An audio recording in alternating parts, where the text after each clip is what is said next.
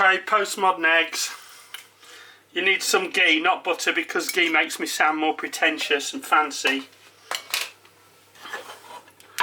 Swirl it around. This dish is inspired by Chef John from Cast Iron Skillet Kitchen. I'll put the link above so you can see just how brilliant he is at postmodern cuisine. In 2 eggs beaten up. Stir them up like that. Stir them around a bit.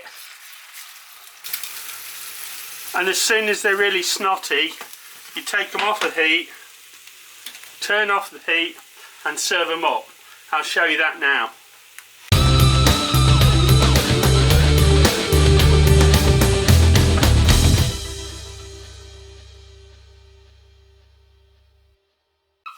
So there you are, postmodern eggs.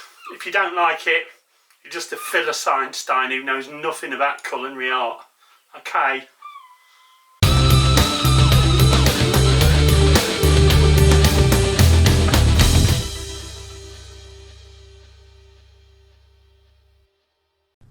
If you have enjoyed this video, please give it a thumbs up.